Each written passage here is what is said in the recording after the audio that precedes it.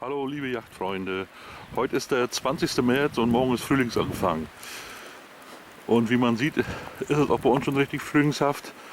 Ich will jetzt mal ins Revier schauen, eine kleine Revierrundfahrt machen, mal sehen, wie weit ich überhaupt komme. Und werde mal gucken, was wir da überhaupt... Oh, echte Scheiße hier. Hoffentlich komme ich hier noch durch. Ist jetzt schon ganz schöne Schanzen. Mal ein bisschen Gas geben, dann klappt das vielleicht. Oha. Ui. Ach du Scheiße, jetzt hat meine Lichtmaschine schon Schnee gefasst hier. Oh.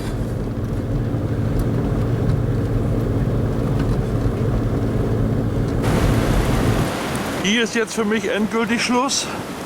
Hier ist jetzt alles dicht. Da hat der Schieber aufgehört, also den Schnee wegzuräumen. Und ein Risiko will ich auch nicht eingehen. Da hinten fängt das Waldstück an, das Revier an.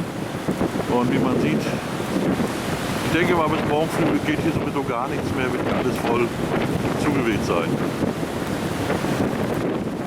Mal ran zu. Lieber Mann.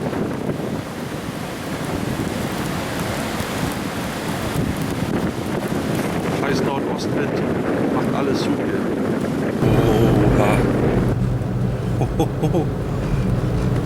Ich bin hier gerade vor ein paar Sekunden durchgefahren, ist jetzt schon wieder, fängt jetzt schon wieder an zuzuwehen hier.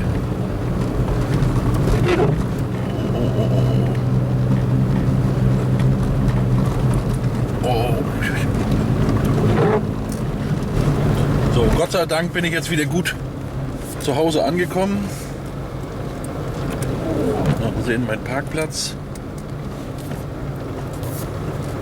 Ui, ui, ui, ui.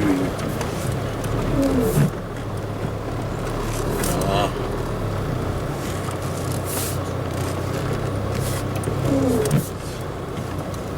So. Komm her, hier wird kalt. An die Füße. Komm rein.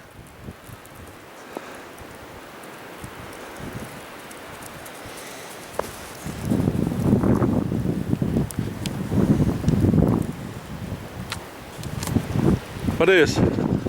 Wollen wir rein? Na komm. Los.